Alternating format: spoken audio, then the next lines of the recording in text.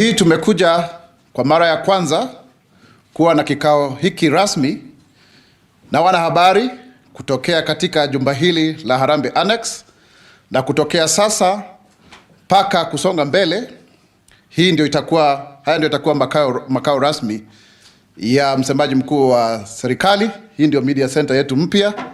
Ilikuwa awali ikitumiwa na Mheshimiwa Raila Odinga alipokuwa waziri mkuu, ikatumiwa kidogo na aliyekuwa naibu rais, sasa ambaye ni rais, Mheshimiwa William Ruto, na baadaye sasa inatumiwa na msemaji mkuu wa serikali kutokana na amri ya rais mwenyewe. Leo tutakuwa tukifanya tofauti, tutakuwa tukipata maswala kutoka kwenu, alafu naweza kujibu. It will be a question and answer so that we are able to be able to resolve issues once and for all.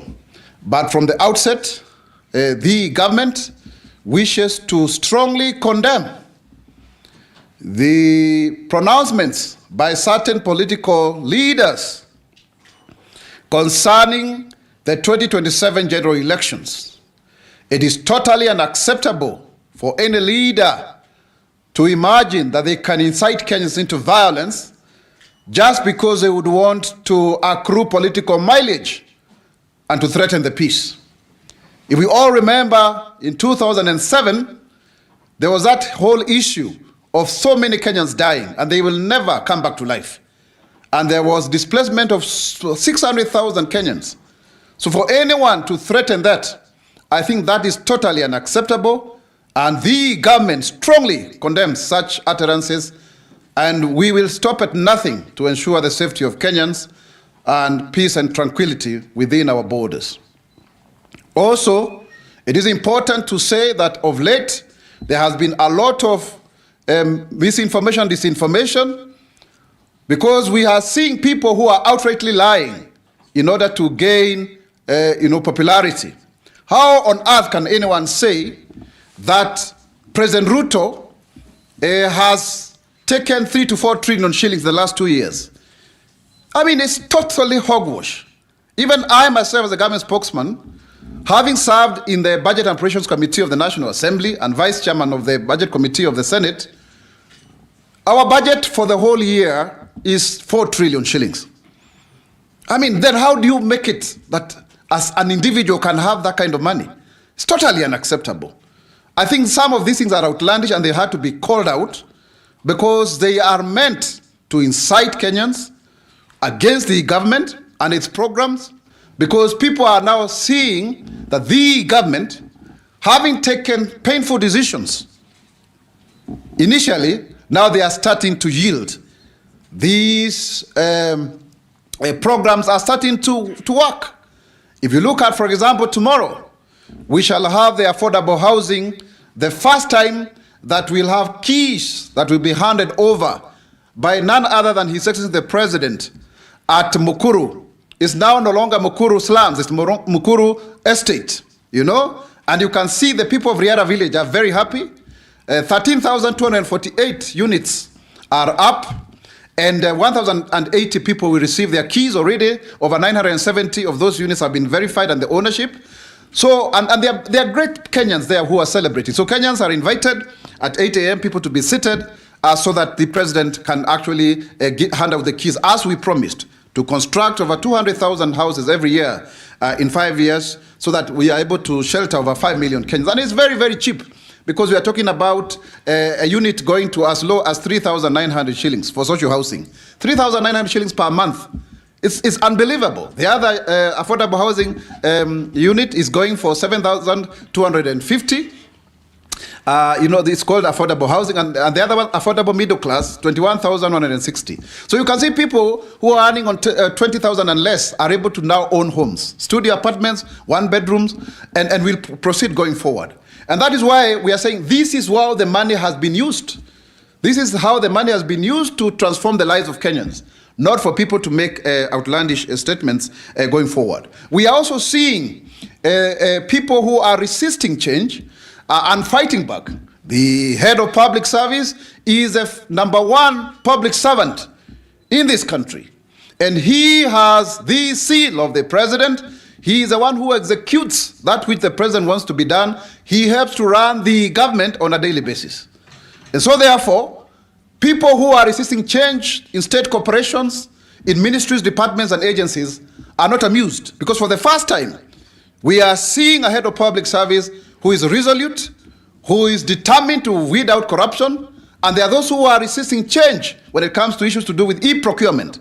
If we are able to do e-procurement rightly, we'll be able to save Kenya shillings over 250 billion to 300 billion. If you look at our development budget, it's about 291 billion to about 400 thereabout, depending on the financing model. So these monies are lost through corruption because of the human agency and interference when it comes to procurement. And that's why people are resisting. People don't want to separate between the boards and the CEOs. And so therefore, we are not relenting. We shall move forward. We had a very good meeting last Tuesday that had over 3,000 public servants from all of our over 300 state corporations, our 57 state departments, and our 22 ministries, and the state law office. And so therefore, we will move forward. There's always going to be fight back, but the government is resolute in ensuring that we transform our country going forward. With those few remarks that are introductory, I now want to open the floor for questions so that then we can proceed. So who wants to go back? To go first, sorry. Yes. Na asanteni sana kwa kuja kwa wingi. And all the stations that are carrying this live, Citizen, KBC, and the CAS, and all the else, TV47, we thank you, and everybody else who is live. Good. So who goes first? Introduce yourself, say your name and which media house. Thank you so much. Daktari, jina langu ni Ronnie Reagan kutoka idhaa ya Mwaura Radio. Leo hii umesema ni swali jawabu. Kweli. Kwa hivyo nina maswali matatu ambayo utajibu. Uliza la kwanza nitajibu hivyo. Bila shaka. Daktari, umezungumzia kwamba kuna matamshi ambayo baadhi ya viongozi wameyatoa ambayo kwa njia moja umesema kwamba yanaweka nchi katika hali tata. Ukweli ni kwamba kufikia mwaka 2007, mwaka 2008, sote tulio hapa tulikuwa tunajielewa na tunajua kile ambacho kilitukia.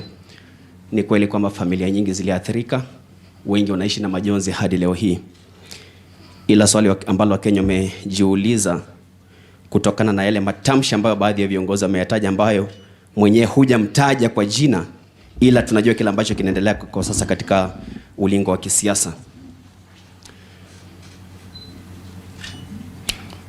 Reagan, uliza swala.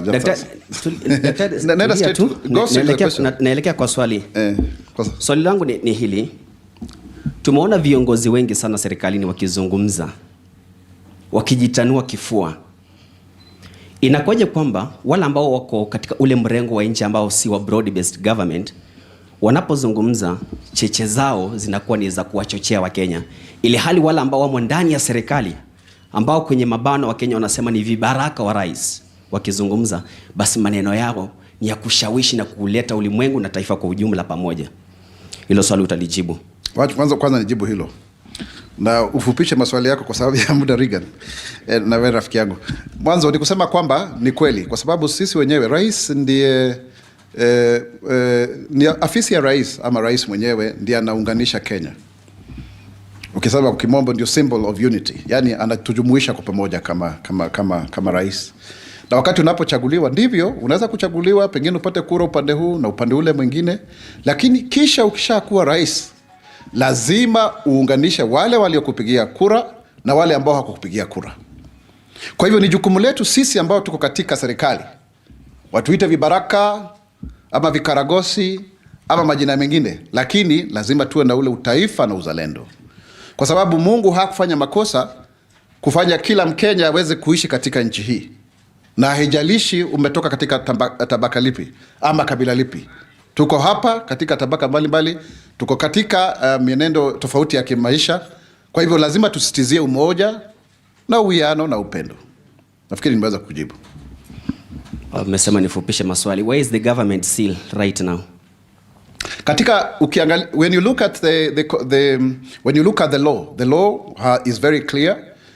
The seal is under the head of public service. That is the law. It was passed recently because of the executioning. The role of the head of public service is to execute the orders of the president. That is why even my office is under the executive office of the president, chief of staff and the head of public service. Next question. So, Dr. that is to say the AG doesn't hold the government seal anymore. The new law is that the head of public service is the one who has the public seal. But was it communicated to Kenyans? Are the citizens aware that the government seal left the AG's office to head of public service? Ronnie Reagan, that is a process that went through Parliament. The law was passed. There was public participation. When was that? Sometimes last year. So let us maintain that way. You can confirm with the Hansard. You can confirm with the proceedings of public participation. And there's nothing wrong with that, for your information. So what happens to AG? So therefore, the AG remains with his powers as the principal legal advisor of the president. But the seal of the president, of the government, is within the executive office of the president. Let's go to the next question. My last question. We are very much aware what happened to Ngong Forest. There was a public outcry when the trees were being felled. And Kenyans asked, mbona msitu wa Ngong unaangushwa? Jawabu ambalo tulipata kutoka kwa the then cabinet secretary wa mazingira alitueleza kwamba wanaangusha miti ambayo imezeeka, ambayo haina umuhimu wala faida kwa Wakenya, ndio wapande miti ambayo inaleta umuhimu na faida kwa Wakenya. Ujenzi ukaanza. Serikali ilijua kile ambacho kilikuwa kinafanyika. I&M Foundation na serikali ya Kenya walishikana kuleta ujenzi ambao walisema ulikuwa pia uleta manufaa kwa Wakenya. Suddenly, mbona ujenzi huu umesitishwa? Asante sana. Msimamo wetu kama serikali ni kwamba tutaendelea kupanda miti, sio tu katika Ngong, msitu wa Ngong, lakini pia misitu mingine yote ambayo iko hapa nchini, na pia tunasisitizia pia Wakenya waweze kupanda miti, hususan hata katika mashamba yao madogo madogo, ndiposa tuweze kuwa na miti bilioni 15 kama vile ilivyokuwa ni agizo ama azimio la Mheshimiwa Rais. Kwa hivyo kama kuna jambo lolote ambalo linakiuka mwito ule, liwe ambalo limeweza kufanyika kutokana na maamuzi ya asasi zote za kiserikali ama wawekezaji wa kibinafsi ama mtu binafsi, wakati kutatolewa lalama, wakati kutakuwa na watu wakiuliza haya maswali, wakati kitaonekana kwamba hilo jambo litafanyika, tutasitisha na tutaendelea kusitisha. Kwa hiyo ni vizuri na tunawarai wa Kenya waweze kutoa maoni yao, na serikali hii inaweza kusikiza na inaweza kufanya kulingana na maamuzi yake. Swali lingine? Hujambo Bwana Spokes. Mimi naitwa Anthony Nyongesa kutoka Aviation Radio 97.7 Nairobi. Swali langu kidogo linahusiana na kile ambacho kimeonekana kuwa ukiukaji wa haki za kibinadamu katika mkataba wa Jumuiya ya Afrika Mashariki. Siku ya jana tumeshuhudia mawakili akiwemo Martha Karua kule Tanzania wakirejeshwa hapa nchini, na walikuwa wamekwenda kuwakilisha mwenzao kitaaluma yao, na mpaka sasa hivi hatujaona Wizara ya Masuala ya Nje ikitoa taarifa yoyote. Ni swala ambalo pia nimetarajia ukiingia hapo utakuwa unalizungumzia. Nikaona hujazungumzia, ndio maana nikakuuliza Kenya inasema nini, kwa sababu ni ukiukaji. Kuna mkataba wa East African Establishment ile statute iko pale. Sasa kwamba Wakenya wako huru kutoka taifa moja, Uganda, Kenya, Tanzania, kuingia taifa ambalo wanataka bila vizuizi, na kama kuna vizuizi lazima sababu zitolewe. Je, kwa upande wa serikali, serikali ya Tanzania imetoa sababu yoyote ya kuwarejesha nchini wale mawakili? Asante sana kwa swala hilo, na kama ambavyo nimeelezea, kutokea sasa kusonga mbele tutakuwa unauliza maswali na kujibu, sio tu kusoma. Ni kweli kwamba Mheshimiwa Martha Karua na wengineo walikuwa wamekwenda kule kwa kutaka kuwakilisha mawakili wa Tundu Lissu. Na ni kweli kwamba katika Umoja wa Afrika Mashariki, ambao sasa hivi mwenyekiti ni Mheshimiwa Rais William Ruto, watu wanaweza kuenda, wana uhuru wa kwenda kutoka nchi nyingine mpaka ile nyingine. Na nafikiri mmeona watu wengi sana hata kutoka Burundi ambao wanafanya kazi hapa, watu wa kutoka hata Kongo, wengi sana tu, hata Rwanda. Na sasa hilo sio jambo ambalo ni geni, kwamba kuna soko huria, soko hili la Afrika Mashariki, ukanda huu wetu, na ni jumuiya pia. Kwa hiyo hilo sio jambo ambalo tunafaa kusema kwamba lipo katika kanuni zetu na mkataba, na hata wakati mmoja tulikuwa na kile ambacho tulichokiita coalition of the willing, ambapo Kenya, Uganda na Rwanda hauhitaji hata kuwa na passport. Unahitaji tu kuwa na kitambulisho, na mimi nimeshawahi kusafiri na kitambulisho kwenda Uganda. Lakini kama serikali mojawapo ya jumuiya nchi hizi 7 pengine imeonelea kwamba mtu fulani hafai kuingia katika nchini kwake, basi ina ruksa, ina mamlaka wa kuweza kusema kwamba kama ni wewe usiweze kuingia, kama ni wewe Mwaura usikwende kule, kama ni wewe Nyongeza usikwenda kule. Kwa hivyo bado wao wana ule uwezo fauka ya kwamba ni soko huria na watu wanaweza kuuza bidhaa na kuenda katika maeneo tofauti tofauti katika ukanda huu wote wa Afrika Mashariki.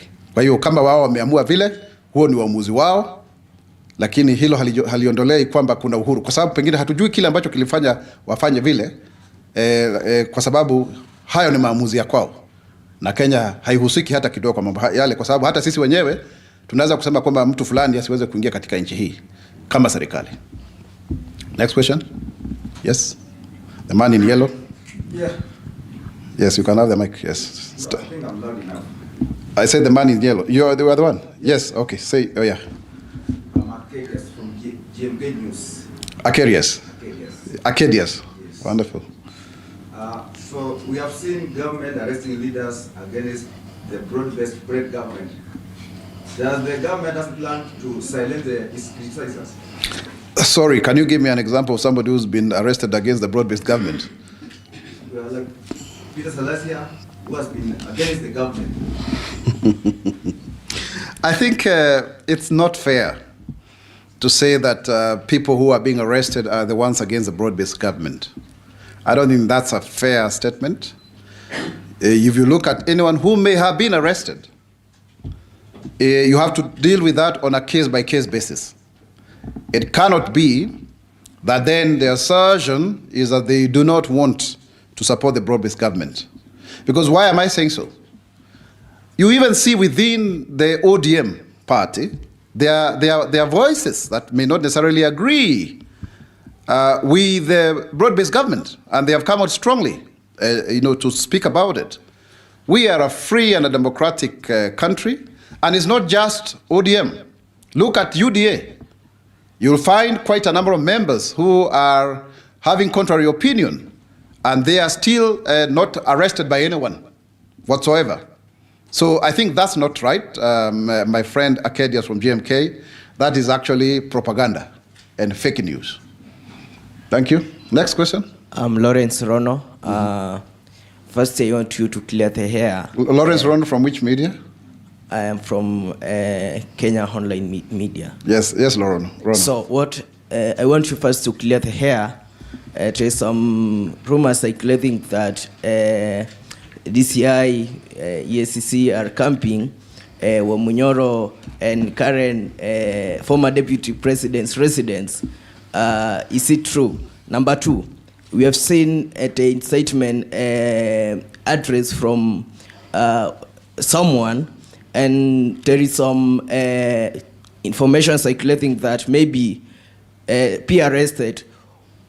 What will the government do to counter because those people have followers, and we have seen at some instances at DCI, EACC being monolized, harassed by their followers. So what will the government do or counter if they face resistance, if they try take those guys face the law?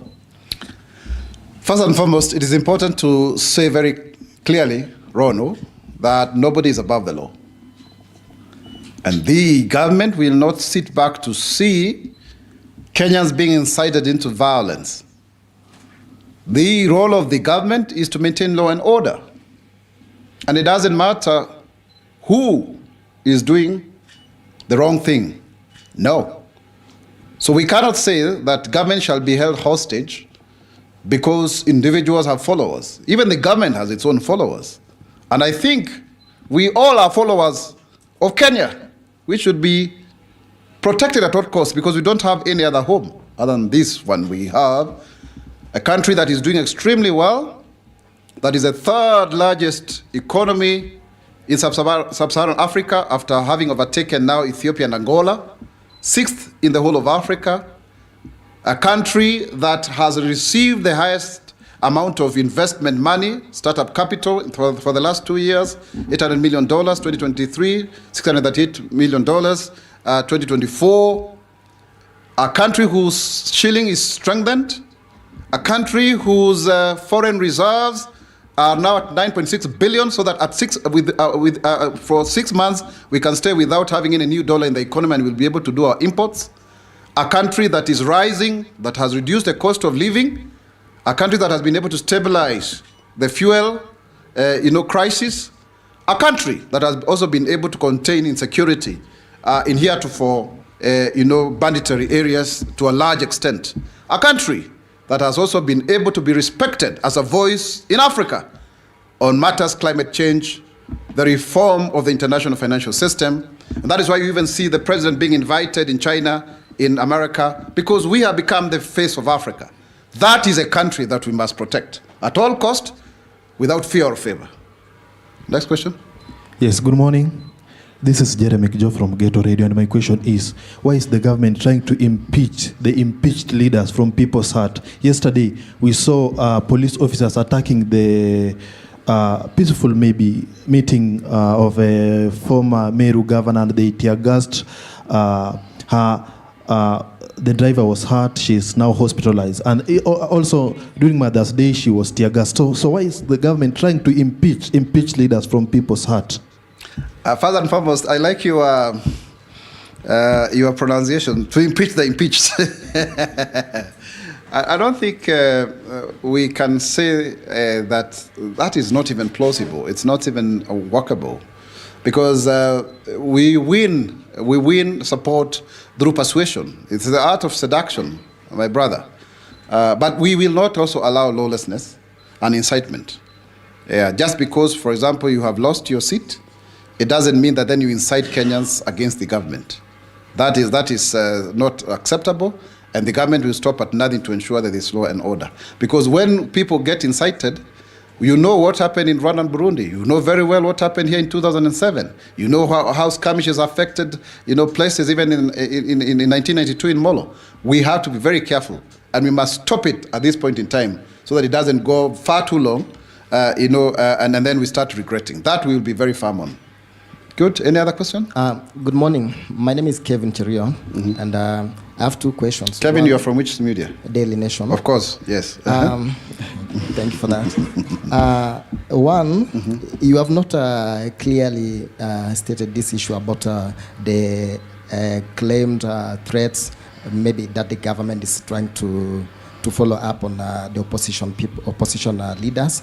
As we speak, we have seen news about former deputy president residences being occupied by perceived DCI officers, and also the home of Trans Nzoia Governor George Natembeya.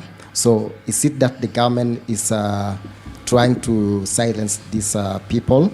And also, secondly, on the issue of Martha Karua, we have previously seen opposition leaders from other countries making or walking around here freely without any intimidation, except the issue of Kizza Besigye.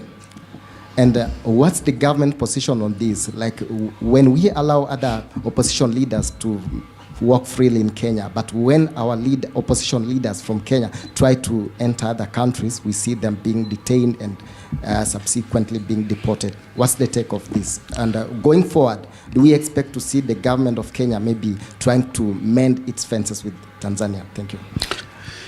I don't think there is any diplomatic spat between Kenya and Tanzania. As I said, any country has a right to admit anyone within its territories. And we, as a government, knowing very well that even the chairmanship of the East African Community is now resident with our president, cannot say or emphasize that further. The only thing is that if a certain government feels that they have information against a particular individual, whether in government or in opposition, they have the right to admit. The fact that there is free movement of people and goods, and even now we have e-visa here, ETA, it doesn't mean that then we don't take, precautions. Sometimes, even before, when you have applied to come, you have to be screened, because we can't just allow everyone to come to our country. It's also not true, Kevin, to say that opposition leaders are being disallowed from visiting other foreign countries. I personally have met Kizza Besigye here, actually. And you can see even when Raila Odinga was an opposition leader, he used to travel out to Tanzania. So to frame it that it is about opposition leaders, that is now going for the jugular. No, it's not a question of which side of the political divide that one belongs. There's a specific issue here. Mother Karua wanted to go and defend Tundu Lissu in Tanzania. So Tundu Lissu is somebody I know personally, and the government there feels otherwise, and they were deported. So it has nothing to do with opposition leaders, because other opposition leaders have not been refused admission. In that regard, it's specific to this, and that we cannot question, because it is a decision of the Tanzanian government.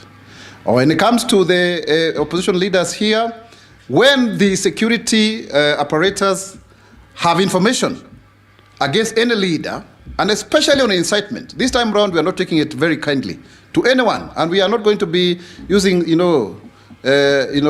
kids' glove. We are not. We are going to be very hard on anyone who is trying to incite the country, because we know where we are, we know where we have been before. All the way to the ICC, we will not allow our country to degenerate into anarchy and chaos. Next question. Okay, it's me again here. No, I think let's get somebody else. It's only fair to have. We have many people. Kindly.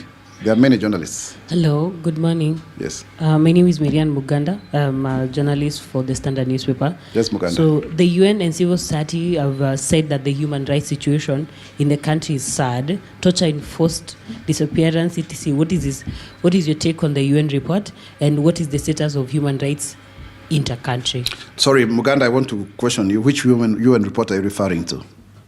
Because that's a general statement. You need to be factual. Right? Yes. Civil society in Kenya, yes, but which UN report are you referring to? They have definitely released the No. report. Don't make assumptions. I'm not making You should be able to quote the particular UN report. On the issue of the civil society, I can respond to you, but on the UN report, please get back to me when you have the right report. Now, on the issue of the civil society, it's unfortunate that civil society organizations have the right to picket and to caucus and to really fight for the rights of Kenyans. But for every right, there is a responsibility. And so therefore, we have seen of late members of the civil society, of which I'm a former member already, by the way, that's why I started my career, indulging into politics. And I was very surprised. About 3 weeks ago, I was invited at a civil society event, and I was even with some of my colleagues who are here. And the same members of the civil society could not allow me to speak. They were just shouting. I mean, I didn't have a right to speak. They are indulging into misinformation and disinformation. There is this Diana Gishengo, the leader, is it the Institute of Social Accountability? She went on Spice FM, lying openly that my office has got 36 billion. I wish I had the money. I mean, how do you make such blatant lies and you get away with it? The budget of the Office of Government Spokesperson is not even 100 million. But this is a leader who is saying, Institute of Social, they don't even know how to read the budget, some of them. And then they come around, they want to incite people into violence, and then they do posturing for donor funding. Because there are people who must oppose government when it is having its right properly. That is why they had that thing of blood parliament. Most of the people interviewed there are civil society people, and it was one-sided. It was completely one-sided. And they never asked the question, who banned parliament? But they were quick to say, and they were saying 3 people. We reported 9 from IPOA, which is a state agency. And we said there are 60 cases and we're still investigating them. And people are even being arraigned in court. So we are even more transparent than them. But because they are in the game of playing politics, for their local benefactors, but also internationally for funding, then they can make those assertions. I would want to say categorically that the Kenya government is very, very, committed to ensuring human rights and fundamental freedoms as per the international jurisprudence enshrined in various conventions that Kenya is a treaty to within the community and committee of the United Nations. Thank you. Next. Asante sana, naitwa Jathan Kamau kutoka Radio Citizen. Na swali langu ni kuhusiana na harambee ama zaitwa bottom up economic yes. Viongozi wa serikali. Hata nilikuwa jana moja Katondo. Kumaanisha serikali imeshindwa kusaidia wananchi wote, sasa imeenda kufanya harambee kule mashinani, ama lengo la hizi harambee ni nini?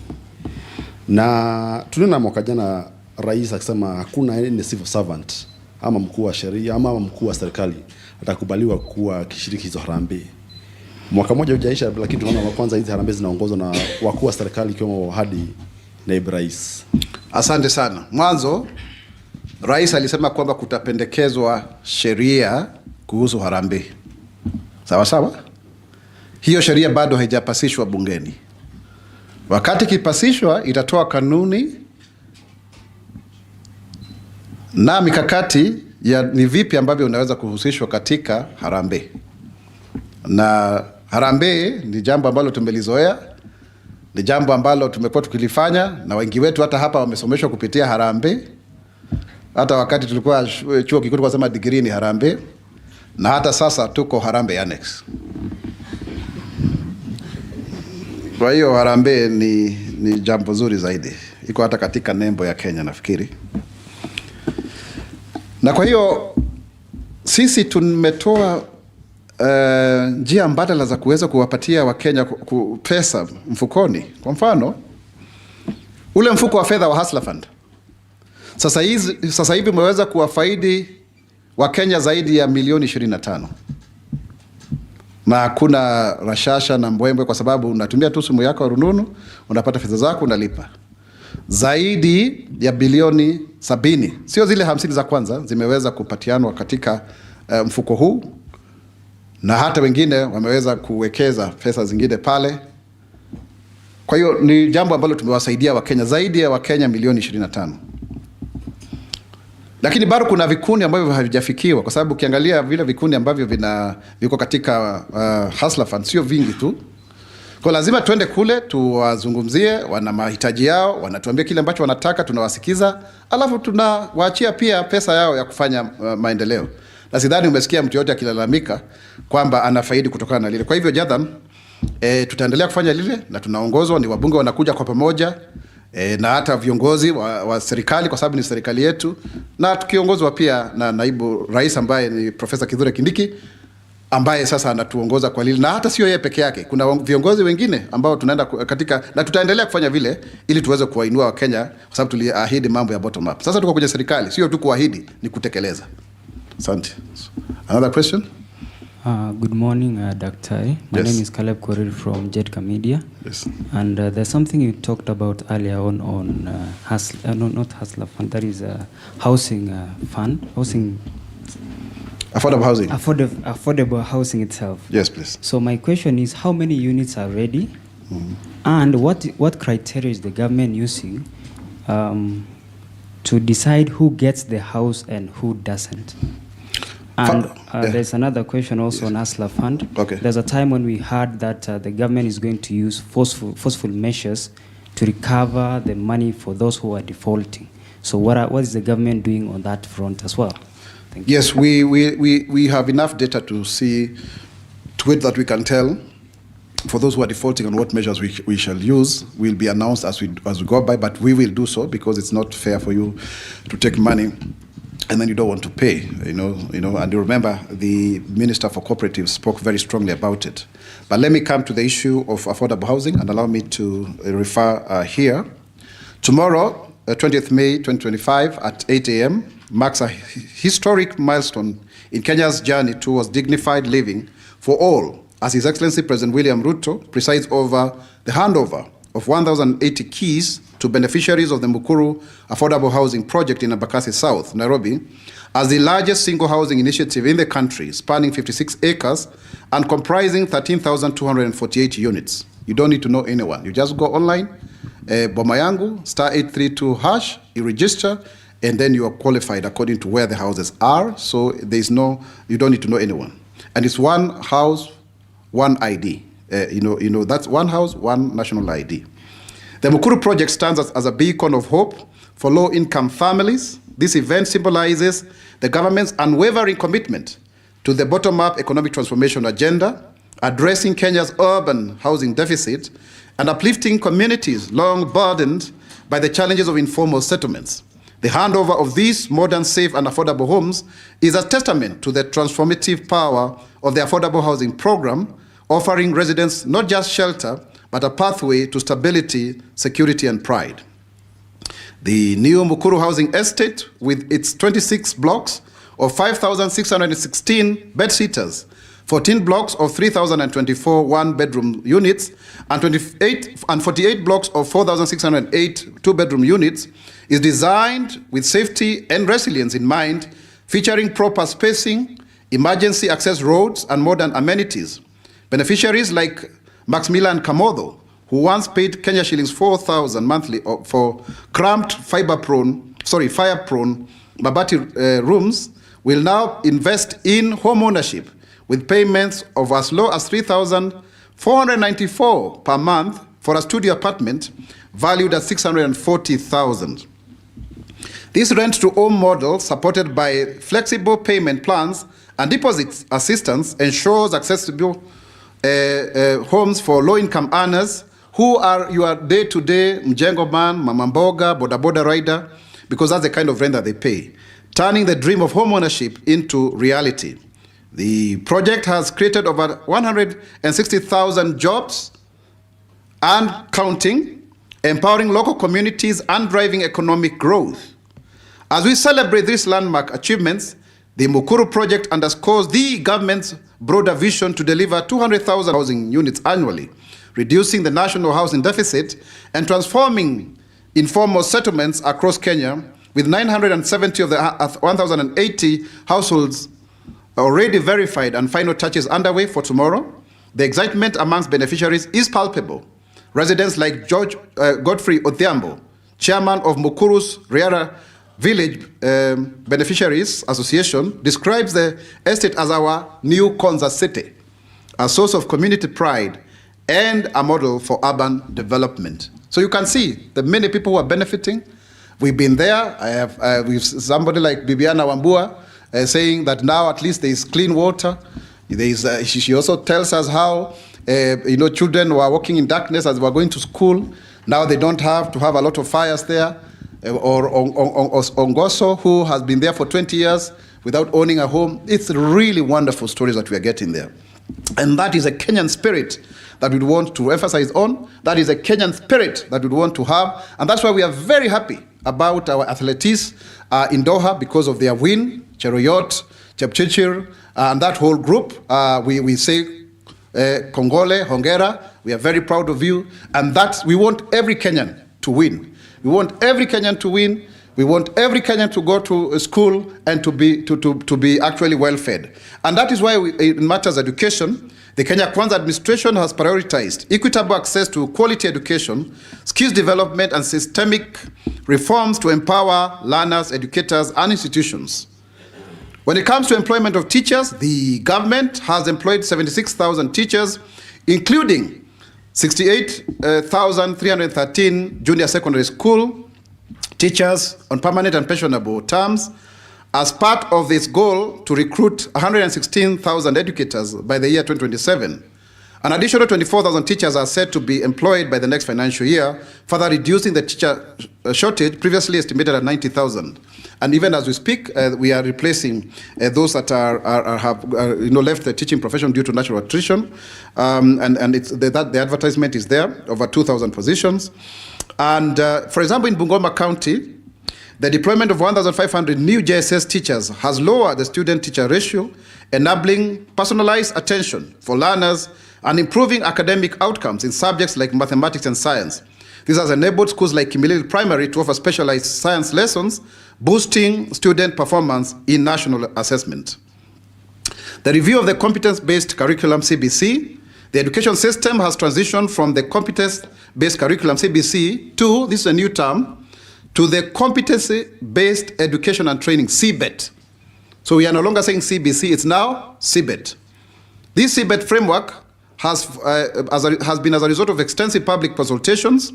It emphasizes practical skills, critical thinking, and innovation, aligning education with market needs and betters job creation goal.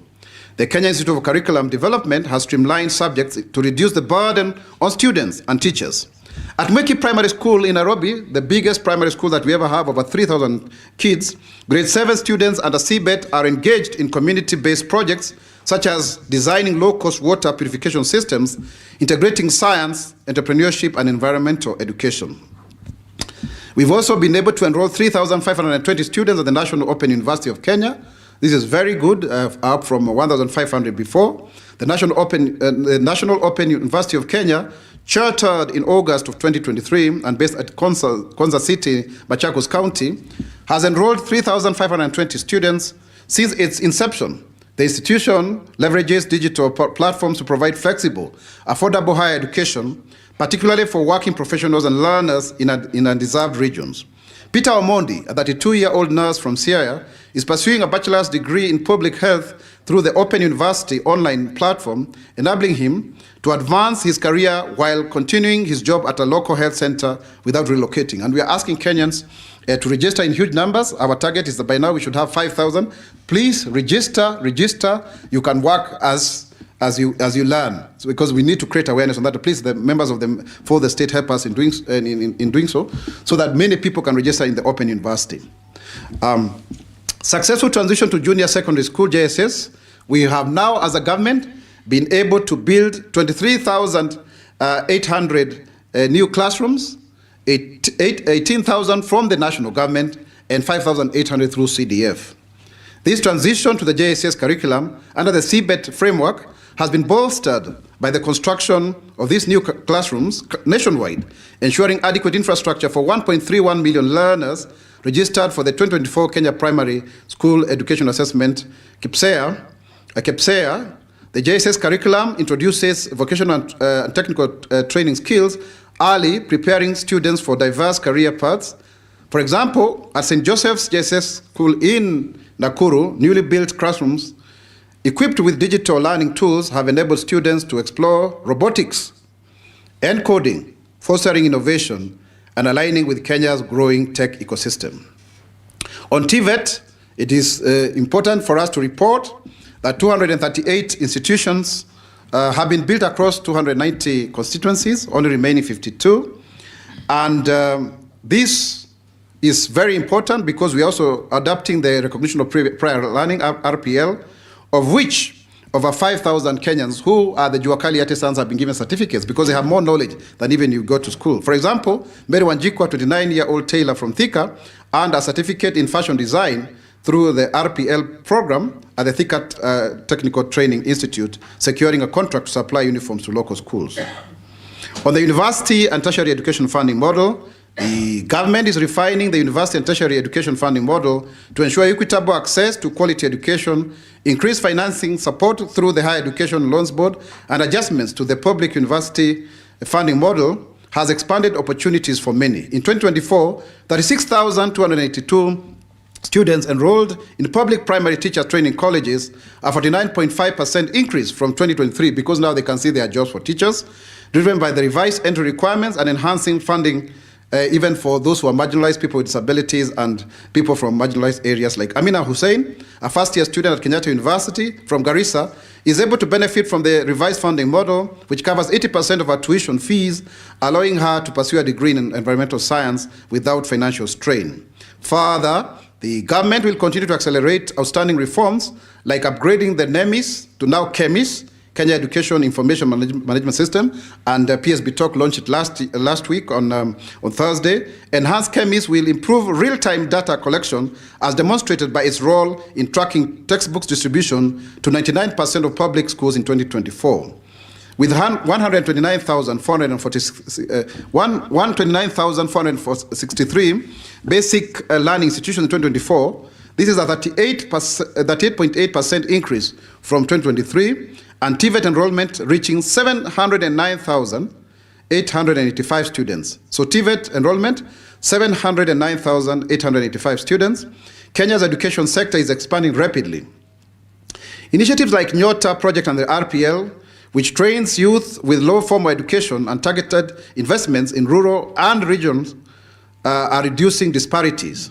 The government calls on parents, teachers, students, and partners to sustain these gains, ensuring every Kenyan is equipped with the skills and opportunities to thrive. Further, no parent will be required to pay examination fees. The government has eliminated examination fees for the 2025 Kenya Primary School Education Assessment, KEPSEA, Kenya Junior Secondary Education Assessment, KJSEA, and Kenya Certificate of Secondary Education, KCSE, ensuring financial barriers do not hinder students across access to critical assessments. This policy is supported by a reinstatement of the budget allocation following advocacy to address the 62 billion cut that covers 1.31 million learners as reported in the 2024 KEPSEA registration. So nobody is going to pay for the examinations. We have set aside some money. The cabinet is making a formal decision on this in due course in the next 1 or so weeks. But I can tell you for sure as a government spokesman that that is taken care of, and we have made that decision as a government. So those who are saying that people are going to pay, it's not in the budget, I can tell you for sure that is already taken care of very well, and we've been discussing about this in the last few days. The government of Kenya has taken a firm stance against school principals who unlawfully withhold certificates from candidates due to unpaid fees or other disputes. Such actions could lead to immediate dismissal. This directive, announced in May 2025 and reiterated recently by His Excellency the Deputy President, Kithure Kindiki, addresses complaints from parents and students, particularly in secondary schools, where withholding of Kenya's KCSE certificates has blocked students from pursuing higher education or employment. For instance, at a public school in Embu County, a principal's refusal to release certificates for 20 students who owe only 10,000 shillings was reversed after intervention from the government through the Ministry of Education, ensuring the students could apply for TVET programs. And we want many Kenyans to apply for TVET so that we can make Kenya a reconstruction site. So those are the briefs. And also further to say, on the issue of farmers, and the issue of sugar, we have already paid, as a government, the Kenya Sugar Board, over 600 million owed to factory workers in the various sugar factories, so that we clear the debt before any form of leasing is done. I know there may be opposition here and there, but we are in consultations, because when you lease these 4 companies, they are more productive, because the 12 that are in private sector are doing very well, and we want productivity, not inertia and having the dead weight. Factories that don't help us, because it's good to adapt new business models for our country. Good. I can take 2 or 3 more questions, then we call it a day. As I said, we have to have a mixed way of doing it. Questions, answers, and when you need to read, we do so. Thank you.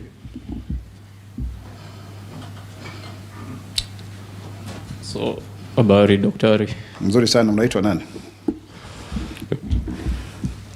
Mwaura kutoka K24 Media. Okay, Mwaura, habari yako? Mzuri. Mzuri sana. Usiniangalie na ile macho kwamba ninafaa kukujua. Wengine hawakufahamu. So mine is under security. Okay. From a random guy, he told me that we have criminals working within the government. And for sure, maybe the ground cannot get convinced that the government is working to secure its people.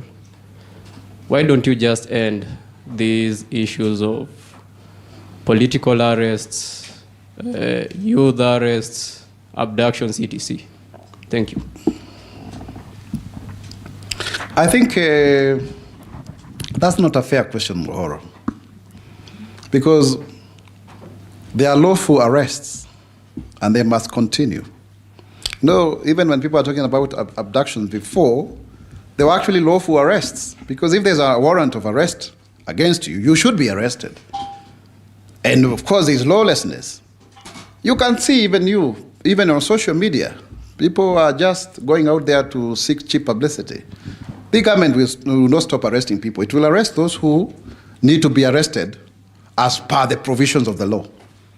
That will continue. Anyone who is inciting Kenyans, Mwaura, people will be arrested because we must maintain law and order. That is the position of the government. Next question. Naam, jina langu ni Silas Kemboi kutoka Radio 47 na swali moja.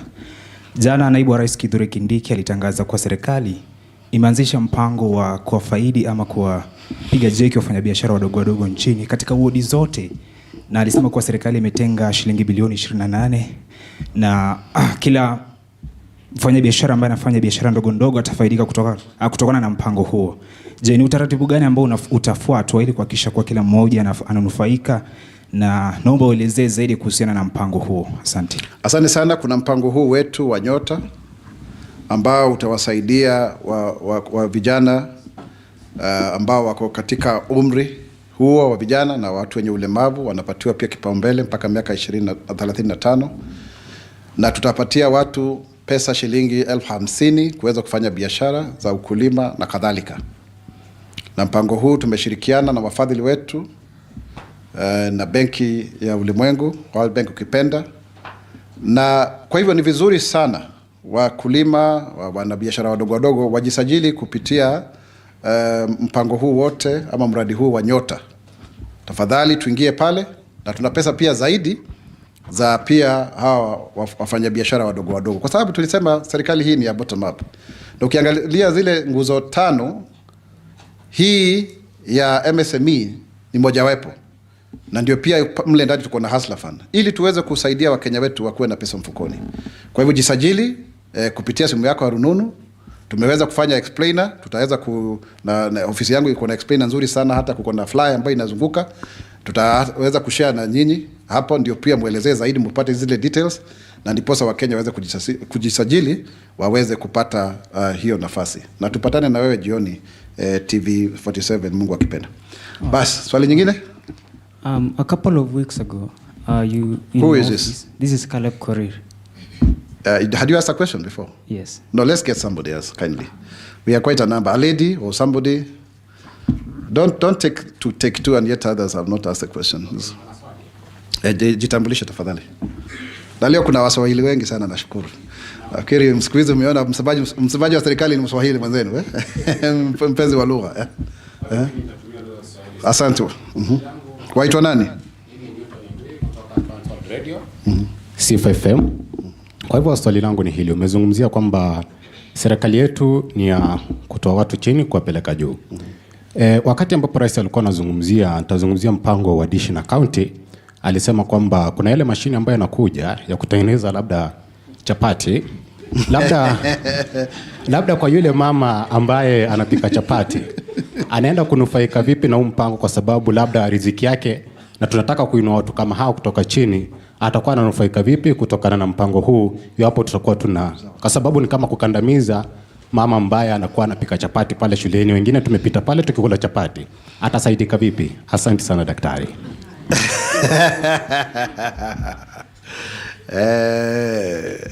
Hiyo watu mko na maneno sana. Ati kula chapo za El Chapo ni kichapo. Namna gani wewe? Ati kula chapo za El Chapo ni kichapo. Wache propaganda bana.